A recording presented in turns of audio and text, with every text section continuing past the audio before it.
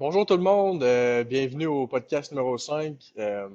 Aujourd'hui, on reçoit un invité de marque. On est très reconnaissant et choyé de l'avoir ce matin. On reçoit Alain Vigneault, qui est préparateur mental.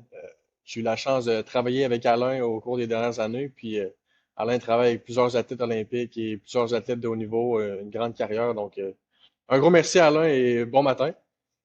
Bon matin à vous Merci autres, d'être les là. gars. Ouais, merci. Merci. Matin. Merci d'être là. Donc, Alain, pour commencer, là, pour les gens qui ne te connaissent pas, j'aimerais que tu nous parles un peu de ton parcours, comment tu as commencé à travailler dans ce milieu-là, puis tes débuts, puis pour te rendre jusqu'à où tu en es aujourd'hui. Eh mon Dieu. Ça va C'est être. c'est une grosse ça- question. c'est une grosse question. Oui, ouais, c'est une grosse question parce que moi, j'ai un parcours je suis arrivé dans le domaine de la préparation mentale vraiment sans le vouloir puis sans même le prévoir. Fait que on dit de moi que j'ai un parcours très atypique, puis c'est vrai. Ouais. Alors, moi, j'ai commencé à étudier en éducation spécialisée, puis après ça, je suis allé travailler en travail de rue à Montréal, et puis je travaillais avec les personnes en situation d'itinérance, des personnes très dans une ressource là, qu'on appelait dernier recours à l'époque. Alors, c'était très, très, très loin de tout ce qu'on connaît ici à Québec, là. Alors, à l'époque. Et puis, j'ai toujours travaillé en toxicomanie santé mentale, tout le temps, tout le temps, tout le temps. Et tout à coup, donc je travaillais ma spécialité, c'est la réinsertion sociale, puis je jasais sur comment j'intervenais. Il trouvait que ça amènerait un plus. Il dit, je pense que ça pourrait amener un plus dans la préparation mentale ou la psychologie du sport. Moi, j'avais jamais étudié ça de ma vie. C'est pas quelque chose qui, honnêtement, m'intéressait, mais pas du tout. Ben là, faut mettre les choses en contexte. Là, vous avez quelqu'un qui travaille dans la rue, avec des gens qui ont des problèmes de toxicomanie et d'itinérance et de santé mentale. Puis là, on me demande de travailler avec des athlètes. Alors, là, pour moi, c'était pas conciliable parce que, puis j'ai pas peur de le dire, je voyais ça comme étant un peu de la gâterie. Tu sais, je me disais, écoute, je travaille avec des gens qui ont de la misère à manger 3 repas par jour, puis je m'en vais travailler avec des personnes qui s'en font un petit peu avec j'ai pas scoré 2 buts ou encore.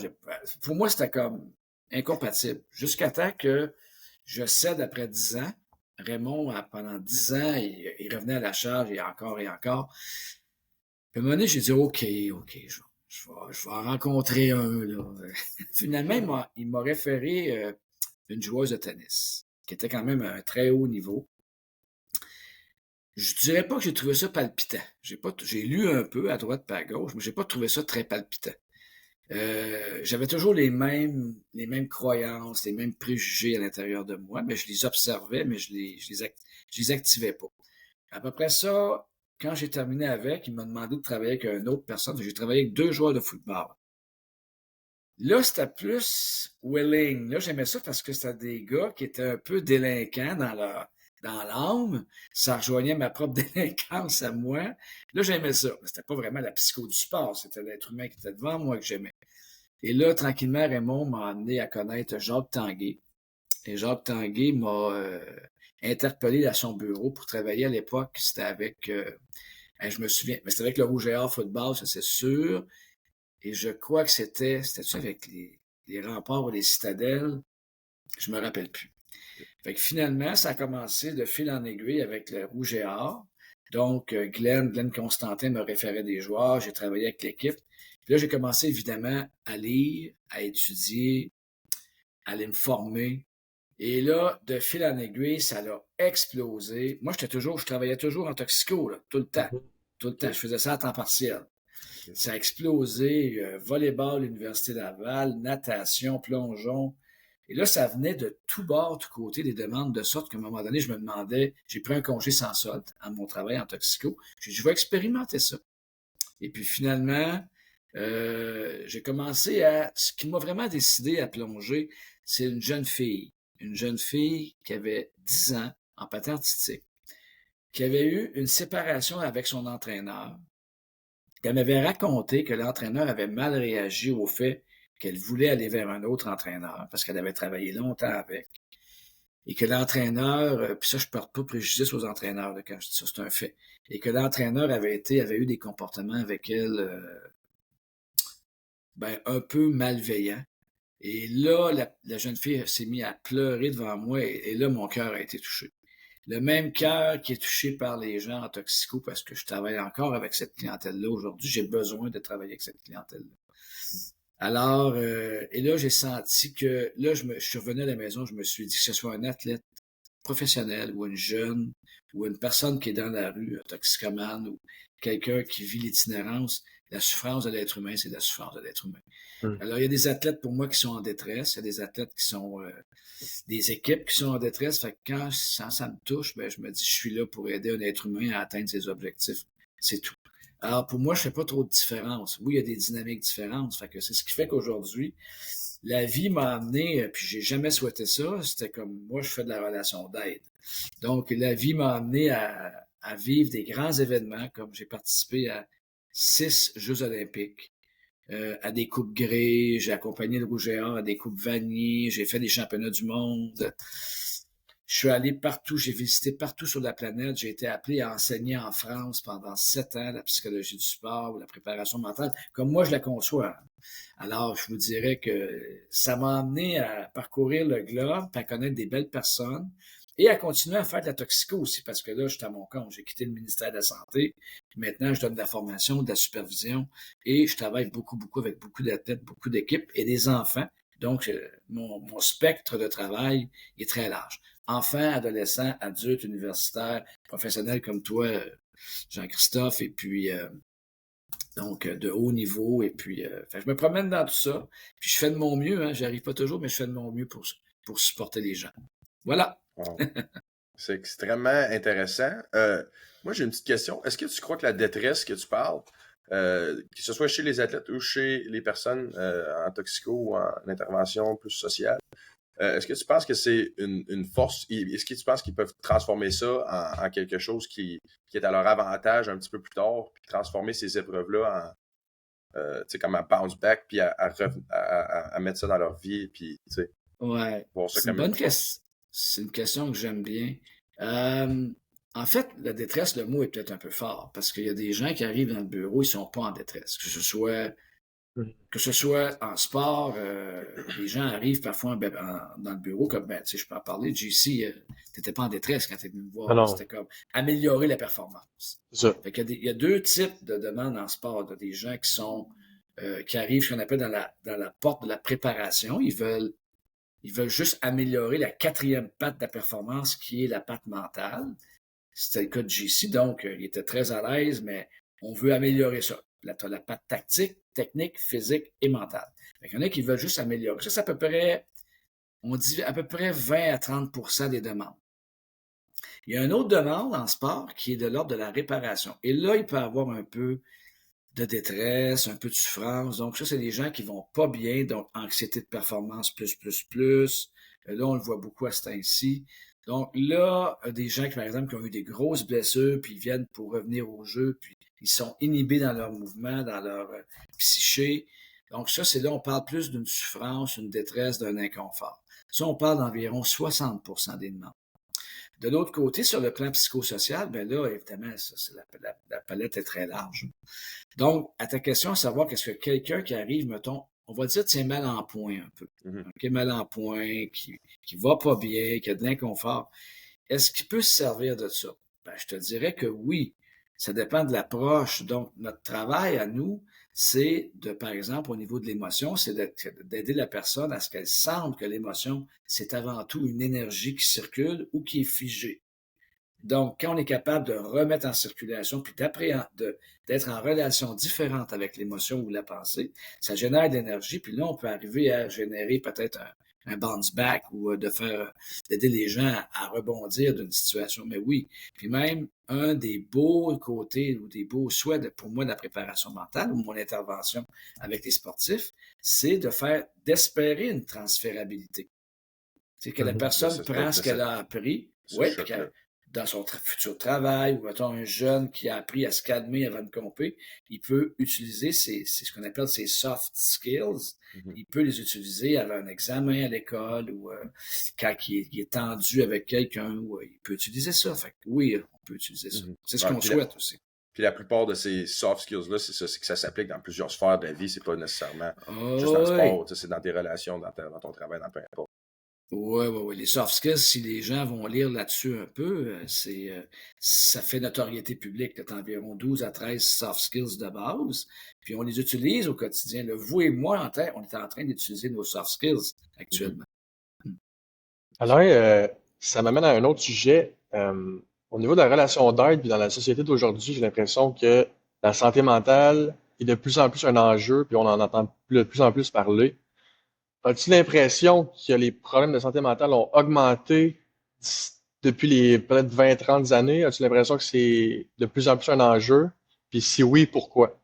Bon, ça, c'est une question qui m'est souvent posée. Tu sais, dans l'intervention, il y a deux types de personnes qui interviennent, de deux professions.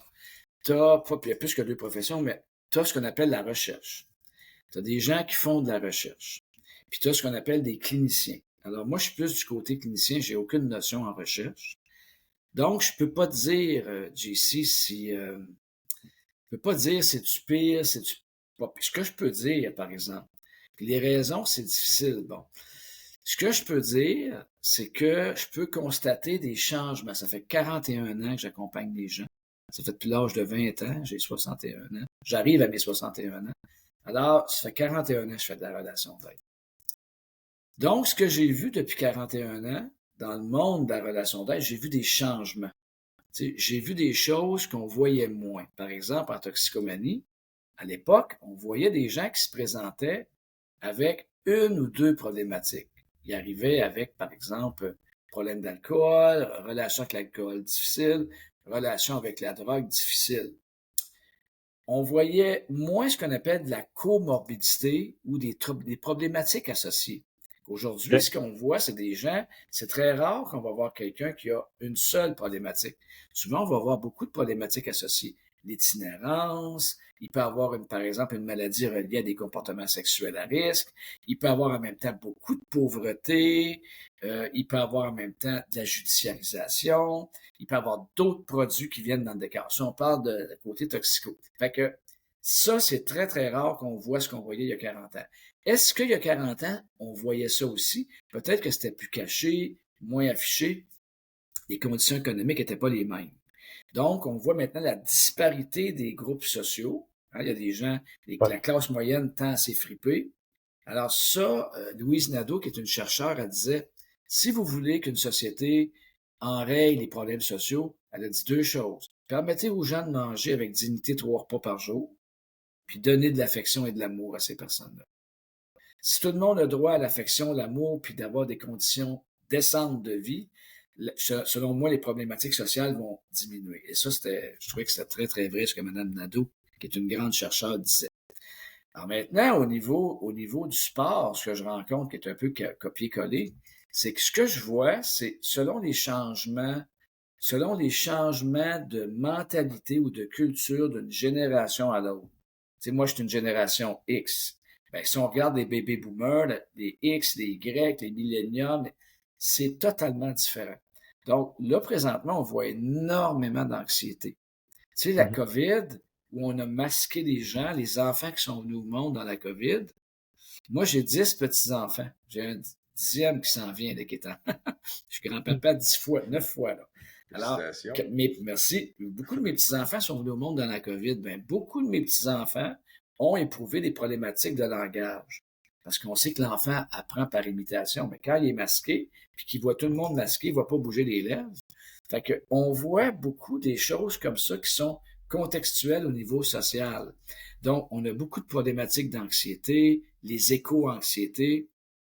Fait que je peux pas, ça serait faux de te répondre, de dire pourquoi, je le sais pas. Mais ce que je remarque, c'est des aspects de société. Je vais te donner un exemple. On dit qu'on vit dans une société actuellement socio-synthone narcissisante. Ce que ça veut dire, on n'a qu'à regarder les réseaux sociaux. Les gens exposent leur vie sur des réseaux sociaux, se vantent, ont beaucoup de prétentions, donnent des images qui sont souvent fausses. Alors, présentement dans notre société, et depuis plusieurs années, c'est valorisé de se vanter. C'est valorisé d'avoir de la prétention. Et c'est valorisé parce qu'on dit des gens qui se vantent, font étendard de grande estime de soi. C'est ce qu'on dit que c'est Saint-Anne de se vanter, alors que là, on a des problématiques reliées à ça. Ce serait pas un mécanisme de défense, peut-être, pour justement parer l'anxiété d'en faire plus? Je sais pas, là, j'avance ça comme Oui, ça. mais c'est un bon mot, un mécanisme de défense. Dans ma pratique, moi, je parle plus maintenant de mécanisme de défense, je parle plus avec toutes les formations que je suis en train de faire, on parle plus de mécanisme de ricochet, un petit souhait qui est petit comme ça, là. Alors, c'est pas, je parle pas des troubles de personnalité narcissique, je parle juste des comportements narcissiques. Alors, quand les gens arrivent, puis ils se comportent avec nous avec certaines défenses, comme tu dis, moi j'appelle ça de la régulation. Fait que je vais dire aux personnes, ben, vous savez, là je vois ce que vous faites en ce moment, soit avec moi ou avec d'autres, vous m'en parlez. C'est une façon pour vous de vous réguler, qui vous a probablement aidé dans d'autres situations, mais qui semble pas toujours vous aider un peu partout. Et si vous voulez, on va regarder ça. Quand on aborde ça comme ça, on est beaucoup plus honorable. On honore avec notre cœur en disant la personne elle a fait de son mieux parce qu'on la connaît pas. On ne sait pas dans quel milieu elle a grandi. Est-ce qu'elle a grandi dans des milieux qui ont été difficiles, des milieux aisés? C'est pas tout le monde qui a la même chance d'avoir des milieux familiales qui sont favorables au développement. C'est intéressant que tu amènes ce point-là comme ça, puis je trouve que c'est une belle façon de le formuler aussi, puis de faire attention à comment on parle aux gens sans savoir d'où ils viennent. Ouais, c'est ça. Ça, c'est mon travail, tu sais. Ouais, c'est sûr, mais ça, je pense que c'est intéressant aussi pour nous qui on rencontre plusieurs personnes, puis des fois, c'est facile, même, je parle dans un contexte d'équipe aussi, le nouveau que tu sais pas trop, puis tu sais, c'est facile de se fâcher un peu, d'être impatient, mais d'avoir toujours ça en tête. On est des humains, hein? Exact. On dit que les humains sont polarisés. On est tous des êtres polarisés. Donc, on est tous capables et on est tous capables du meilleur en nous et du pire. Donc, on est capable de la colère et autant de la bonté. Alors, moi, c'est la même chose. C'est partout pareil. Fait qu'on est des êtres polarisés. Mais ce qui est important, c'est de se souhaiter la bienvenue avec toutes les parties de nous-mêmes. Si on commence à dire « je veux pas être en colère jamais », ben là, on n'est pas loin d'être passé out, là. Parce que l'être humain, c'est pas comme ça. JC, tu veux l'exposer? Alain, il nous reste-tu un peu de temps? Oui. J'ai juste qu'à Moi, je vais aller peut-être un petit peu plus maintenant avec les athlètes. À quel point, là, tu as parlé de génération, j'imagine qu'il faut que tu t'ajustes d'athlète en athlète. Je veux dire, ta pratique va être différente avec un athlète olympique de haut niveau puis un athlète de 12-13 ans qui commence. À quel point ça, c'est un enjeu? Puis, peut-être pour continuer après avec les athlètes professionnels, comment le processus fonctionne, puis comment tu approches ça? Est-ce qu'ils sont tous différents? Est-ce que tu as les moyens, un peu la même procédure pour chacun? Comment ça fonctionne? Bien, j'essaie d'être le plus adapté possible, puis d'écouter la demande de la personne. Ça, c'est très important pour moi. Il y a des choses que je vais faire, comme peut-être des petites évaluations qu'on appelle comme le OMSAT test, le TOPS. Je suis pas un maniaque des tests, mais j'aime bien des fois aller voir quelques petites choses que les chercheurs ont pistées. Mais en général, la première rencontre ou les premières ou les deuxièmes rencontres, c'est de savoir qu'est-ce qui se passe, pourquoi que tu viens me voir. Parce que il y a Élise Marcelier, qui est une personne que j'ai connue, puis qui était ici à Québec, puis qui était rendue à Lausanne, en Suisse. À un moment donné, elle m'a rapporté quelque chose qui était dans la recherche que je trouvais intéressant. Elle disait 96% des sportifs ou des athlètes font de la préparation mentale. Mais de ce 96%-là, 98% ne savent pas qu'ils en font. Parce que les soft skills, c'est naturel.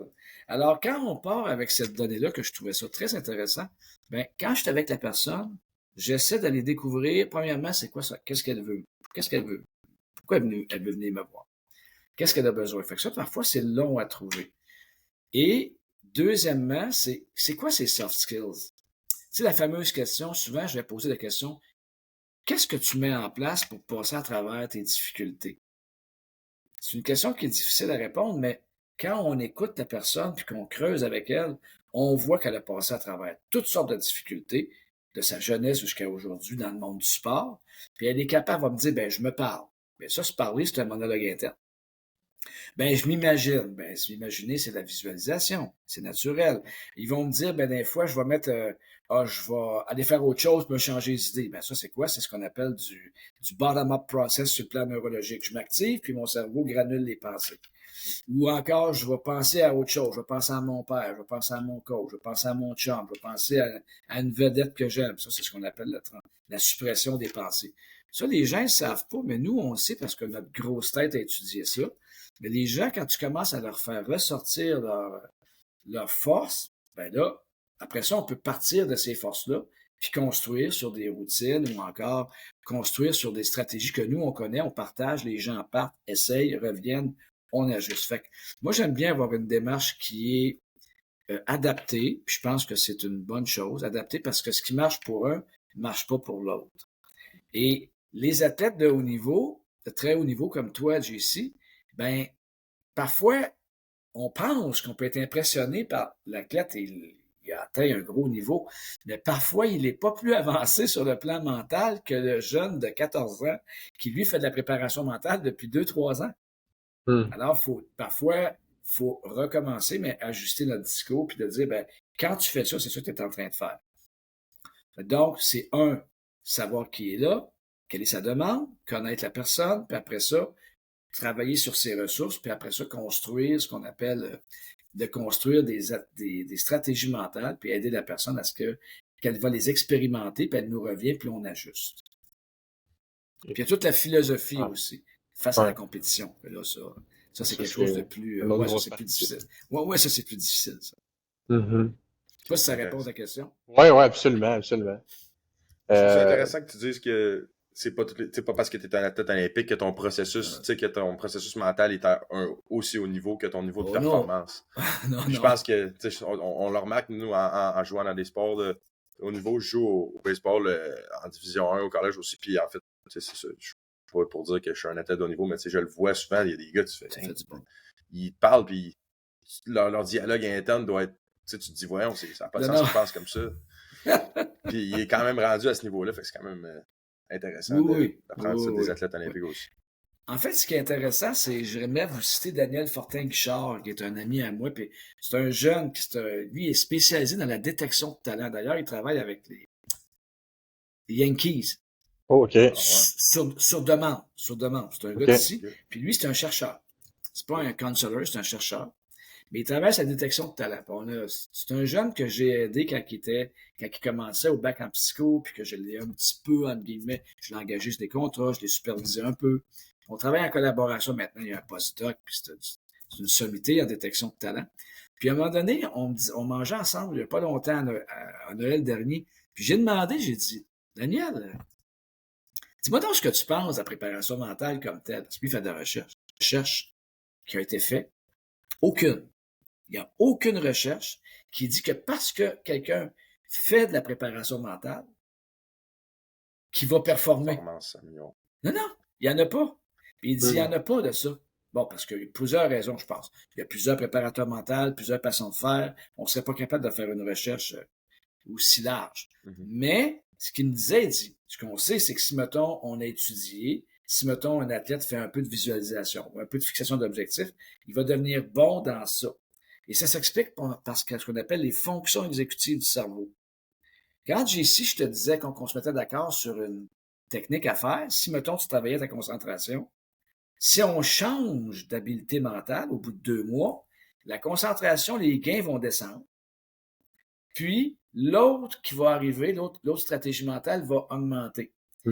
Et ça veut dire qu'on est condamné à s'entraîner mentalement toute notre vie. Alors, quand on délaisse, c'est comme si quelqu'un fait beaucoup de biceps, puis là, il arrête de faire des biceps, fait des jambes, ben, il va perdre des biceps. Oui. Mais le cerveau marche comme ça, c'est un muscle. Hein? Alors, les fonctions exécutives, ça veut dire que quand je délaisse quelque chose, je perds un peu, puis je regagne ailleurs.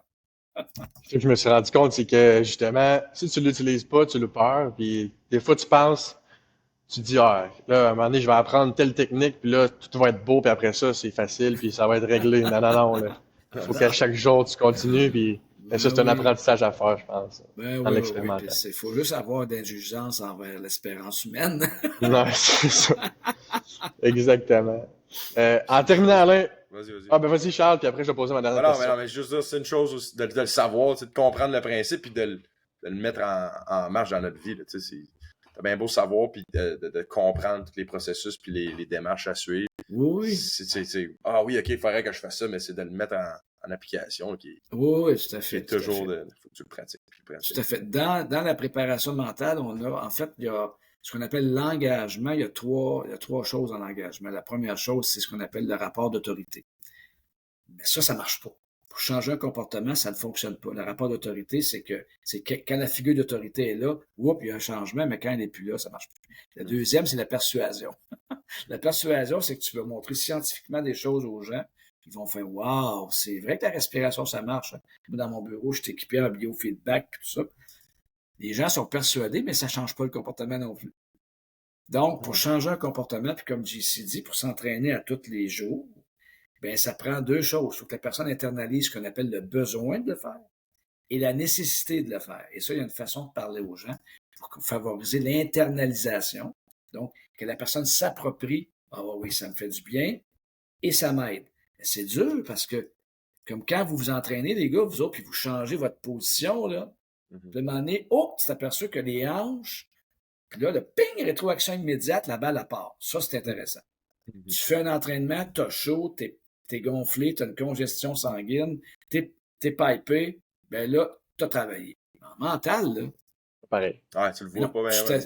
Pendant tout, tu t'assis, tu respires 5 minutes, tu fais un exercice de respiration, tu regardes, tu te dis, moi, j'ai-tu perdu 5 minutes de ma vie, moi, là? Puis là, t'arrives au banc, puis 1, 2, 3, striké, ah ouais, je suis le banc, tu te dis, ouais, ça marche en maudit, la respiration. C'est exactement ça, par contre. C'est la même chose avec la méditation et la visualisation, c'est que c'est dur de te convaincre que ça marche au début.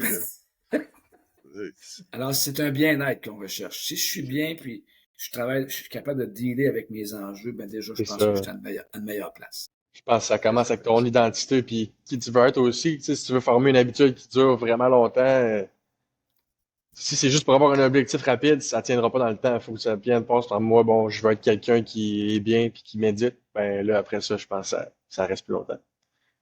Oui, c'est des bonnes habitudes à prendre. C'est ça. Alain, une dernière question. C'est peut-être difficile à répondre vite de même, mais si tu avais un ou deux conseils à donner à, mettons, un athlète qui nous écoute, là, qui trouve ça intéressant ce que tu racontes, puis qui veut travailler sur son mental et implémenter certaines stratégies, par où tu commencerais ou as-tu un ou deux conseils à lui donner en terminant? Ben oui. Tout d'abord, si la personne veut se faire accompagner par quelqu'un qui est un consultant en préparation mentale, ben, qui s'adresse à des gens, il peut aller voir sur Google ou encore il peut appeler chez ESQL, qui est Excellence Sportive Québec-Lévis de notre région, puis aller sur le site de ESQL, aller voir des préparateurs mentaux. Il y a plusieurs bons préparateurs, consultants en préparation mentale à Québec. Il y en a plusieurs. Ça, c'est une chose. Donc, de se faire accompagner, je pense que c'est toujours bien. Ça fait partie d'un coach. Hein. C'est comme un coach tactique, technique, physique. Alors maintenant, on est plus considéré comme des coachs mentaux. Fait que ça, c'est bien. Si la personne elle se sent autonome là-dedans, il y a des bons livres à lire là-dessus. Il y a des excellents livres. Donc, moi, je suggérais, mettons, un des livres de base que je suggère beaucoup, c'est Cox. C'est l'auteur, c'est C-O-X, je pense, c'est Psychologie de l'activité physique et du sport. Quelqu'un qui veut se développer en préparation mentale ne peut pas passer à côté de Cox. C'est quelqu'un qui se respecte là-dedans. Tout intervenant va lire Cox. C'est un paquet de chercheurs, puis il donne beaucoup de théories. Ça peut aider, je pense, un athlète. Il y a aussi un excellent livre au niveau philosophique qui s'appelle Champion dans la tête, de François Ducasse et Mark Chamberlain, qui sont deux Français, je pense. Intéressant comme philosophie. Et il y en a un de base que moi j'aime beaucoup, qui est de notre invétéré chercheur au Canada, qui s'appelle Terry Orlick. Terry, je pense qu'il est malade, je pense qu'il pratique plus. Il travaille à l'Université d'Ottawa, je pense, qui a écrit « À la poursuite de l'excellence ». C'est intéressant parce que c'est un chercheur, il y a un gars qui a fait aussi beaucoup de terrain. Il faut honorer Terry, c'est un pionnier. Il a écrit vraiment de bons livres. Fait que, tu sais, de lire et peut-être de discuter avec ton entraîneur, parce que ton entraîneur aussi, certains entraîneurs ont des connaissances en préparation mentale. Alors, tout dépendant de l'adhésion de l'entraîneur, fait que je pense d'aller voir soit un consultant, de s'intéresser à des lectures, Aller, par exemple, voir Huberman qui est un neuroscientifique à l'université de On l'aime, lui. Stanford. Ben oui, lui, Stanford, UCLA. Moi, je m'amuse avec ses capsules, je prends des choses. Ouais. Puis lui, ce qui est le fun, c'est qu'il n'y a rien à vendre. Hein. Il n'y a rien à vendre. Non, c'est ça. Non, c'est ça. Puis c'est scientifique, fait que c'est à côté. Là. Fait que je pense de s'intéresser, d'être. En fait, moi, je dis aux gens, développez 3 choses. Votre curiosité. Soyez comme des chercheurs curieux. Là. Après ça, soyez tolérants. Et la 3e, dans l'humilité. Parce que si on n'est pas dans l'humilité d'apprendre, de dire qu'on peut toujours être en apprentissage continu, mais là, ça veut dire que tu arrêtes puis tu commences à régresser. Moi, j'ai 60 ans, ça fait 41 ans. Ça fait 41 ans que je fais d'intervention, 40 ans. Puis encore actuellement, je suis encore en formation sur une longue formation de 3 ans. Puis à chaque fois que je rentre dans une grosse, puis ça n'a pas rapport au sport, ça a rapport au trauma. Puis quand je rentre dans ces formations de calibre, là, je me dis, tabarouette que je sais rien. Puis tant que je vais me dire ça, puis je vais avoir peur de rien savoir, ben c'est l'apprentissage continu, c'est de toujours vouloir être meilleur. Puis ça, ben je pense que c'est l'aimant. Moi, je trouve que c'est une attitude de champion, ça, avoir ça. Effectivement. C'est admirable. Je pense que c'est ce qui fait ta force, puis c'est ce qui fait que tu es aussi bon dans ton domaine, Alain. Fait que un gros merci, c'est vraiment très apprécié d'avoir eu toute cette information-là. J'espère que vous avez eu qu'on a eu assez de temps. Excusez un petit peu de mon retard. Il n'y a pas de problème. Ça, on voit ça sur quoi, ça, c'est ce podcast-là? Sur YouTube et sur Spotify. Fait qu'on va mettre ça en ligne plus tard cette semaine. OK, puis, nice.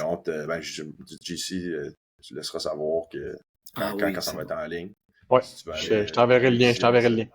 Ah, c'est bon. Fait que, content de te connaître, Charles. Je te connaissais pas. Ben oui, enchanté. Mais on s'était peut-être rencontrés. Je pense, j'étais allé voir un psychologue sportif. Je pense que c'était toi. Quand j'avais genre 9 ans. Ou je sais pas si c'était peut-être plus une intervention pour le trauma, quelque chose que je me rappelle plus trop, mais je pense que ça se peut. Mais là, c'est loin dans ma mémoire. Ouais. En passant, moi, ma formation, c'est psychopédagogue, il faut vraiment le dire. C'est pas psychologue, parce que psychologue, c'est un titre réservé. Moi, je suis pas psychologue. Ma formation, c'est psychopédagogue. Ouais, c'est ça. Bon, OK. C'était officiellement enchanté. Puis merci beaucoup d'être là ce matin. Continuez votre bon travail. Merci. Puis Alain, prends soin de toi. Excellente journée. Ouais, merci. Bye bye.